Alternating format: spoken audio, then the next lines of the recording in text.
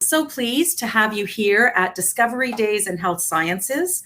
We're very excited to bring you this event in collaboration with great partners at Memorial University of Newfoundland and sponsored nationally by MD Financial. My name is Lisa Foster and I work with the Canadian Medical Hall of Fame. I'm just going to lead you through the opening this morning and then as fast as I can get you to the real main event, which is our keynote lecturer. I'm now going to turn it over to the Dean of Medicine at MUN. We're so pleased that we have Dr. Margaret Steele here with us, who is going to welcome you on behalf of Memorial University and introduce our keynote speaker. Over to you, Dr. Steele. Thanks very much, Lisa, and good morning, everyone. I thank you very much for joining us virtually today for the Canadian Medical Hall of Fame's Discovery Days in Health Sciences. I'm delighted we could go ahead with this during the middle of the pandemic. I'd just like to give you a little background on the faculty here. We are the only medical school in Newfoundland and Labrador and the academic core of health research in the province. The faculty includes the medical school, postgraduate residency training programs, and graduate programs. We have 320 medical students, over 275 postgraduate residents, and over 320 graduate students from all socioeconomic backgrounds, and a significant proportion of our class are from rural areas.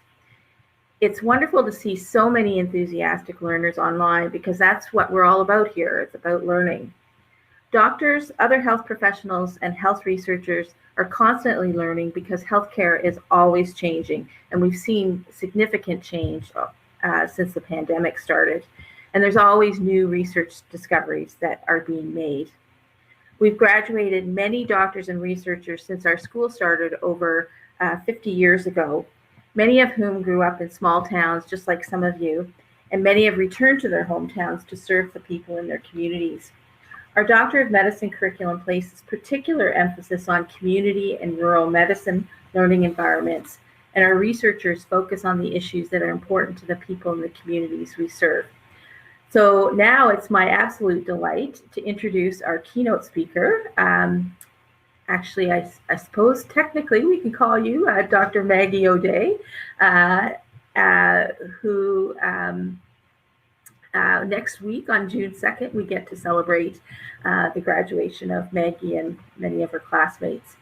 As you can see today, and as mentioned by Lisa, Maggie's the 2019 recipient of the MD Financial Management Memorial University Faculty of Medicine Canadian Medical Hall of Fame Award. Born and raised in Witless Bay, Newfoundland, Maggie has lived and worked broadly. Following a Bachelor in Science at Queen's, she served espresso in downtown Vancouver and shucked Alaskan oysters in the Yukon. So she's been doing many interesting things. She went on to do an MBA at Memorial and Auckland University of Technology in New Zealand, where she learned to analyze physiological boundaries of health using political socioeconomic frameworks.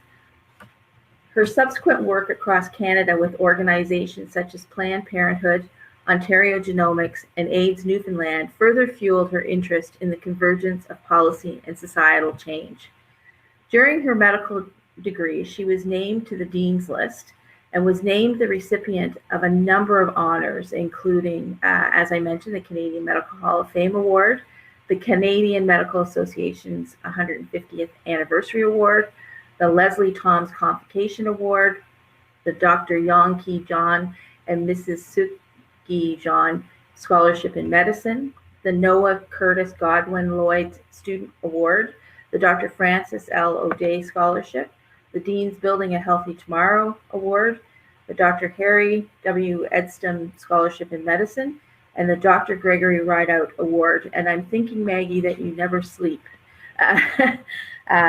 She was also named a 2021 inductee into the Gold Humanism Honor Society. So as you heard, Maggie has completed her Doctor of Medicine program, and she's on her way to Victoria, British Columbia to do a family medicine residency program. So please join me in welcoming Dr. Maggie O'Day. Her presentation today is titled How to Marie Kondo Your University Experience. It sounds like a very interesting talk, and I'm sure you'll be story. Thank you. So I'll start off just by saying hi, everyone. Thank you so much for that kind introduction, Dean Steele.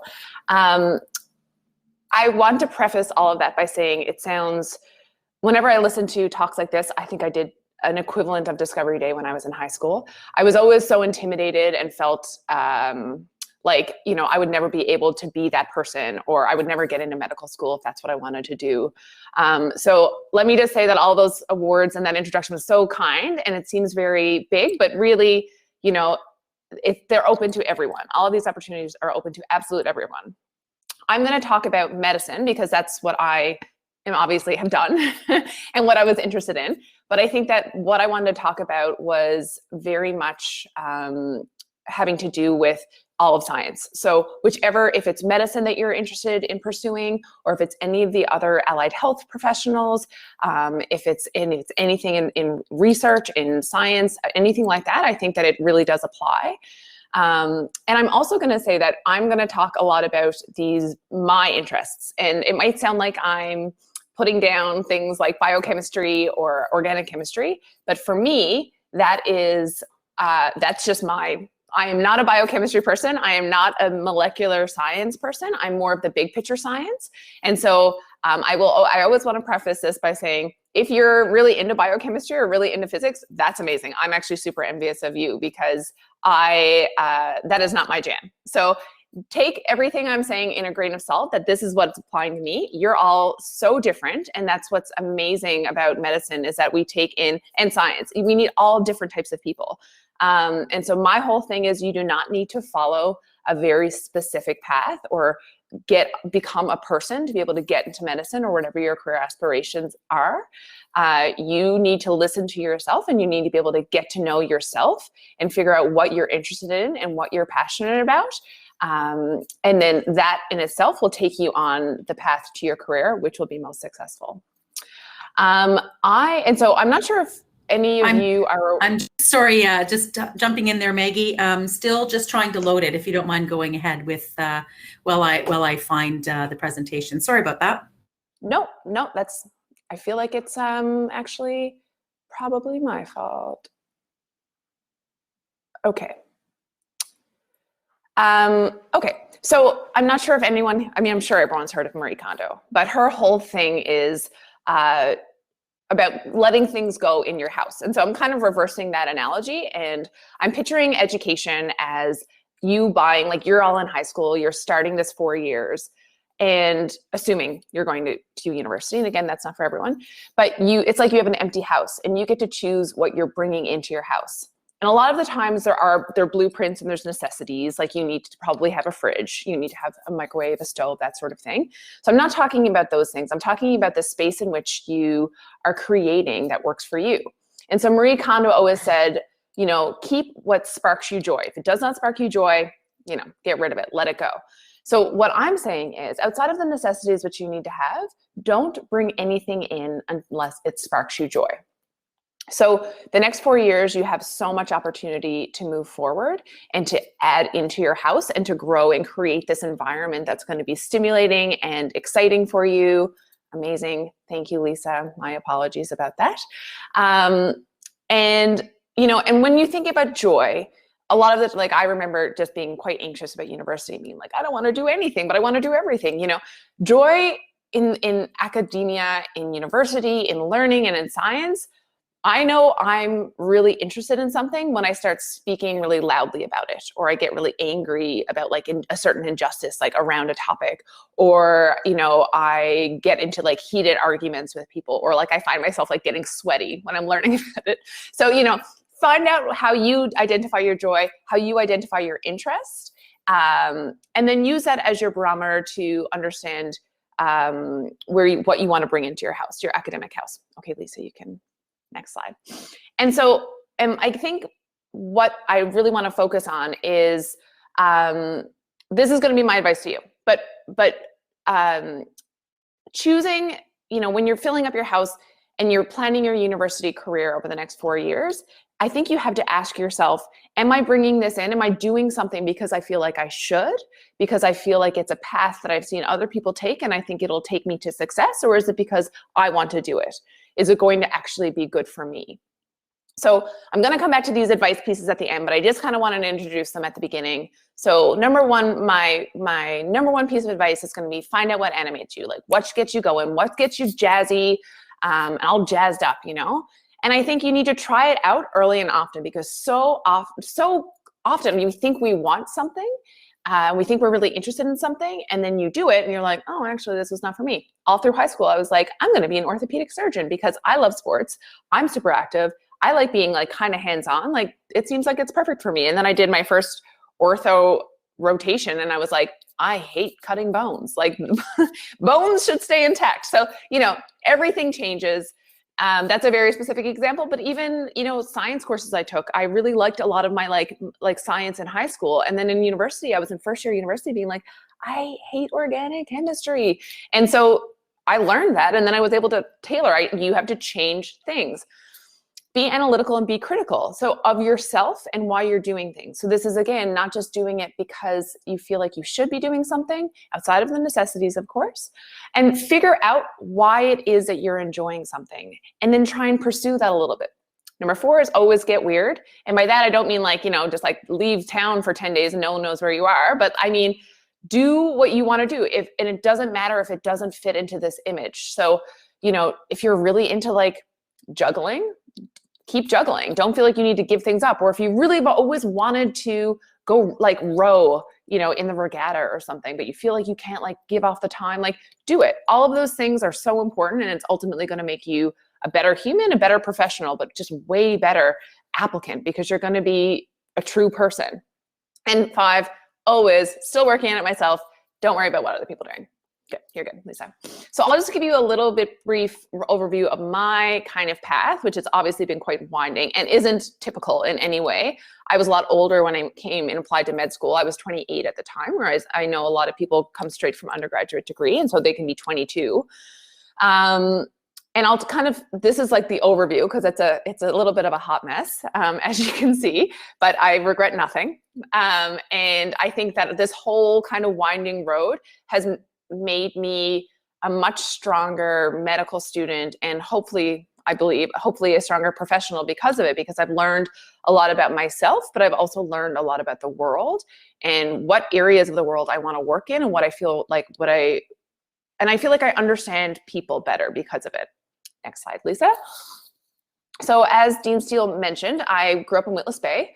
And I went to Queens for my undergraduate degree. And all through high school, I was like, I want to do medicine. It's the best. It's the coolest thing. Like, of course. And so I went to Queens because I had a really great scholarship in high school, and I had to leave the province. And it was part of the stipulation of the scholarship. And they had a life sciences program, which is essentially a pre-medical degree. And as a professor explained it to me, you have to do essentially all the things you do in medical school's first year. So this way you're like super prepared. You can write the MCAT. It's like, and I was like, that's amazing. That sounds exactly like I want to do. So the first year, you know, you're doing your basic courses.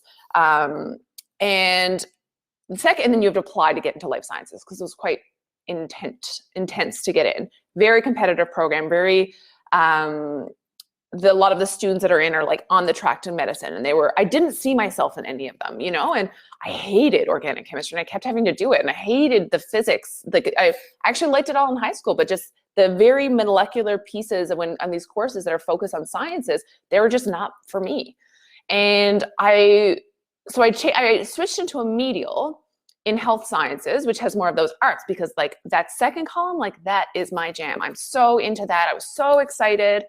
And I really panicked my second and third year because I was like, you know, I thought I wanted to do medicine, but none of that, I really dislike all of these courses. They're these like science. And I was like, maybe I'm not into science. Like maybe this is not for me. And I had pneumonia in my third year, very bad pneumonia, and I didn't have a doctor in town. So my roommate brought me to the Emerge at like midnight because I was like extremely feverish. And I remember like being in this feverish haze, walking into Kingston General Hospital and seeing 2 of my classmates, it's midnight on a Friday night, and they're volunteering at the hospital, like just dispensing hand sanitizer. And I remember just being like, oh my gosh, I am not going to go to medical school. Like, this is not for me. If this is what I need to do to like volunteer my time is like to have Kingston General Hospital on my resume just to be able to get into medical school to like dispense hand sanitizer, like I'm out. And I was like, at that point, I was like, medical school is not for me. So during Queen's, I also then took an exchange to Ireland, which I think if you're going to university, you need to look into your exchange programs because you get an opportunity to go internationally. Every university has an exchange program. You pay your home tuition. You get to go anywhere you want to go. It's incredible. You learn so much. That was one of the best experiences of my undergrad. Anyways, next slide, Lisa. So finished undergrad, didn't know what I was going to do because I was always going to do medicine, and I felt quite panicked. I didn't have this path. I didn't fit onto that railroad track which led to medicine that I'd seen so clearly delineated, which were filled with people who loved studying anatomy, who loved studying molecular biology. And I was so jealous of them. I was like, I just wish I wanted to study that. And then I could do medical school and then get to be a doctor and then be the doctor I want to be. But I was like, I don't fit in that card. So then I kind of had these weird years where during those years, I was working full-time, obviously, but I was also reading a lot of books, trying to figure out where it is that I wanted to be. I volunteered broadly, trying things out. I was working with a music festival at one point. I did a lot of research with health policy. And at that point, I was like, you know what? I don't want to do like a master's in science because I don't want to work in a lab, and I don't fit into medicine. So I think it's the larger, I was like able to learn that what I was interested in was like this larger scale of medicine. So like how medicine affects societies and how policy affects that. So at that point, I decided to do a Master's of Business Administration, or an MBA. So next slide, Lisa. So I came home for my MBA here at Memorial. And again, I did a 6-month exchange during this MBA program, which was incredible, in New Zealand. And did this 2 years, focused on health policy, but had to do finance and stuff. And I was like, I really don't like this either, but I love the health policy. So like I did a paper on how the decriminalization of sex work affects the health of sex workers. So there's just, it was cool because I got to explore all those other spaces of, policy and health. And after my MBA, I got a job at a company called Ontario Genomics, which is downtown Toronto. And so I moved there. And throughout those 4 years, I was volunteering regularly with Planned Parenthood, which I loved. I was like, this is exactly where I need to be. I was working with Meals on Wheels downtown Toronto, and just kind of still figuring out what it is I wanted to do, because I loved my job at Ontario Genomics, but I was alongside doctors. And I was working with governments on one side, talking about policy with genomics research, talking with doctors, and helping them translate their research both to the public in genomics, but also to help governments kind of like forward think their policy and funding of such research.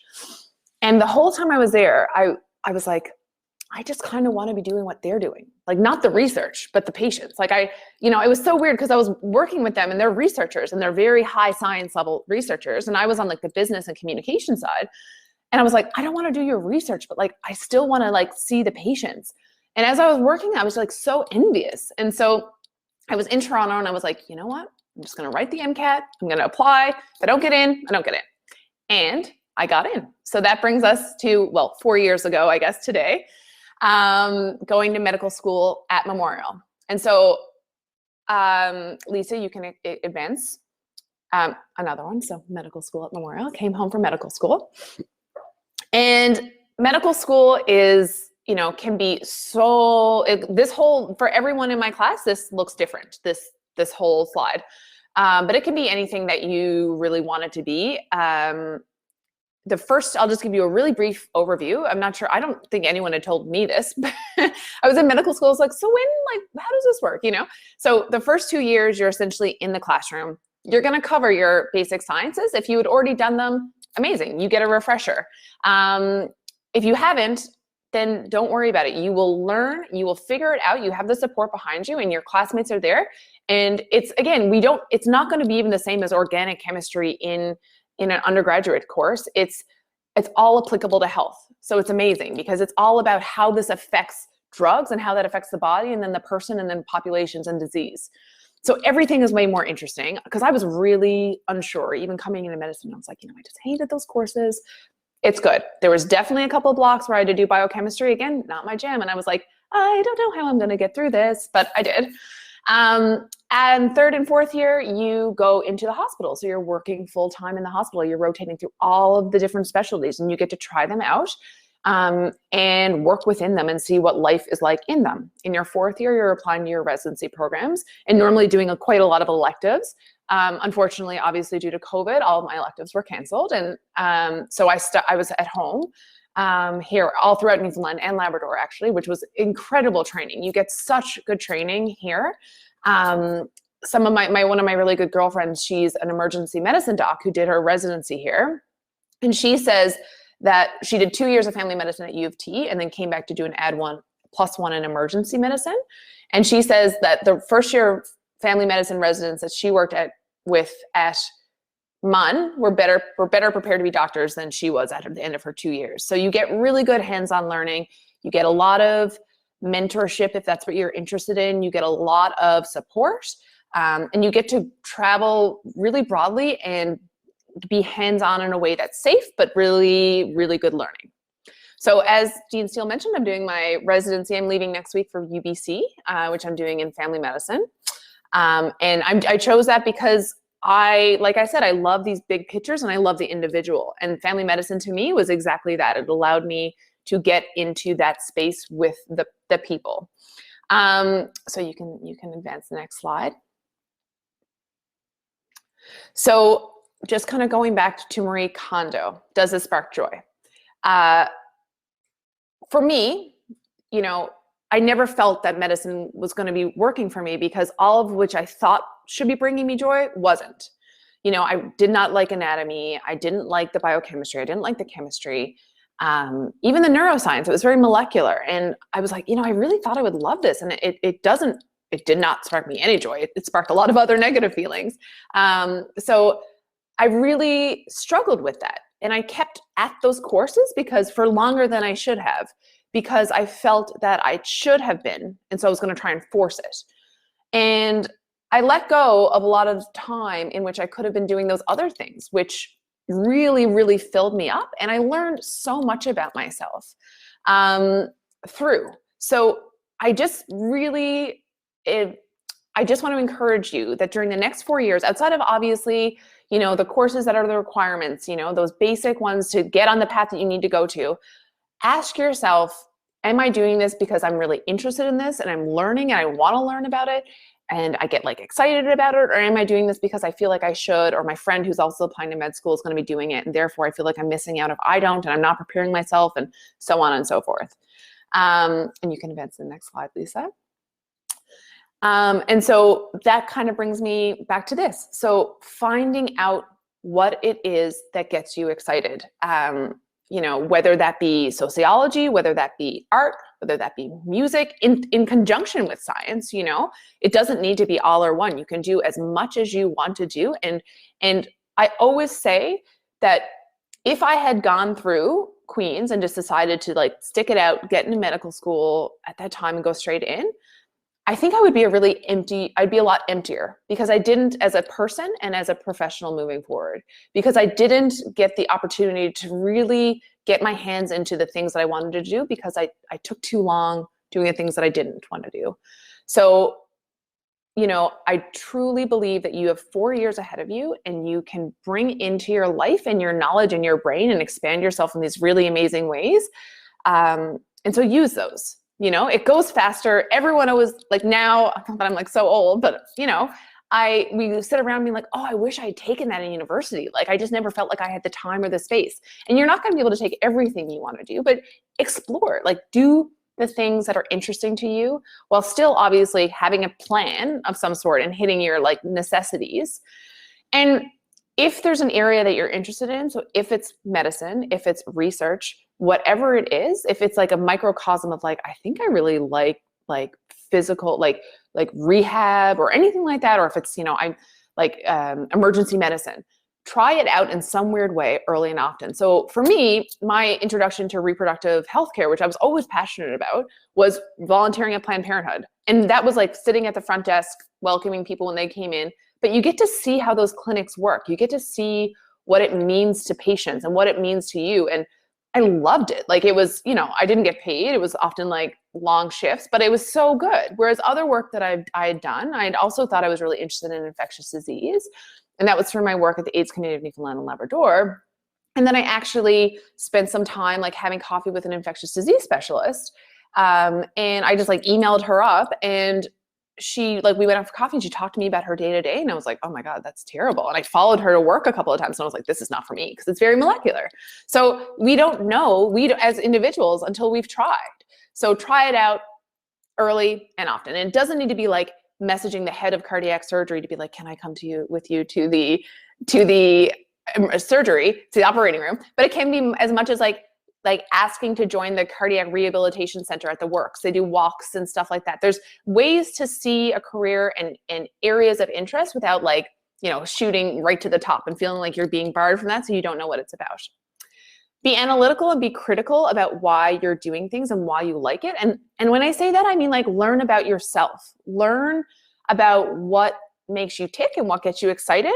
Because I know that about myself right now. But if you're able to say, you know, I don't like this course. Why don't I like this course? Is it because, you know, I've liked things prior to it? And so like delineating that in yourself, and then that will give you the best path moving forward.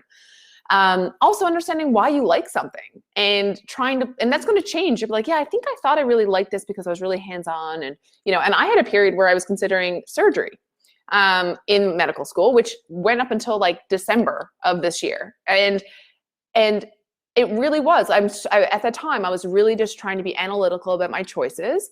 It was obstetrics gynecology surgery. And because I really liked the reproductive health care and working like with bodies that like need support and things like that. But, you know, I had to be analytical about myself and what it is that makes me tick. So the more you know about yourself, the better.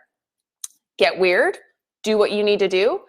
One of my best friends in medical school, she's from UPEI, she's from PEI, and she's always had this, even when we were applying for residency, she's like, you know, I didn't volunteer at all through my undergrad. I didn't volunteer through med school, but she was the captain of the UPEI hockey team all through her undergrad. And then she had like this huge family thing going on where her family member was diagnosed with this cancer. So she had a lot going on in her life. And, you know, she felt like she didn't fit into this ideal of like still volunteering and all these engaged. Whatever it is that works for you, which was for her playing hockey like 7 days a week, it'll work for you because it's filling you up and it's making you human and you're engaged in life. And she's one of the best physicians. Like I always say, please be my family doctor, like virtually, because we're going to be living on opposite sides of the country. But like, you know, it doesn't matter what it is, get off the beaten path. In my medical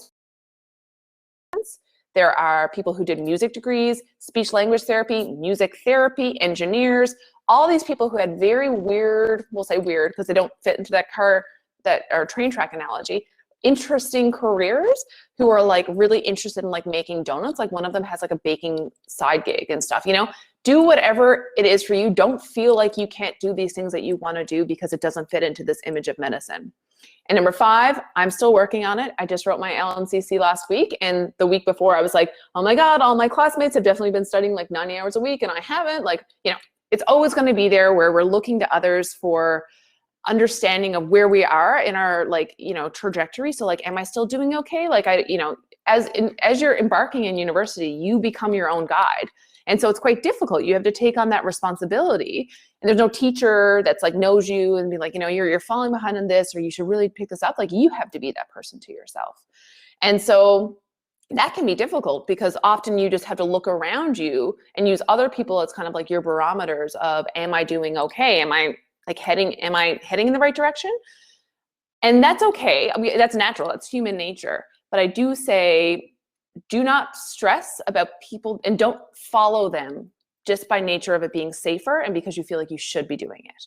I really think that if you have the strength, it's hard, but if you have the strength to follow your own path and what you want to do it. So that is it from me. I have I don't know how much time I actually have for questions. I was going to say I have tons of time. I have no time for questions. Thank you. And I can also share my email, or you can get in touch over Facebook or shoot me a message or whatever. I'm happy to answer any questions you have about medical school or life. And And I wish you all the best. I'm really excited for you. I'm envious because it's such a fun time. And you have so much opportunity to bring things into your house. But thank you very much. Thanks, Lisa. Thank you, Maggie. That was really spectacular. And thank you, Dean Steele, for being here with us and doing such a great intro and giving a great overview.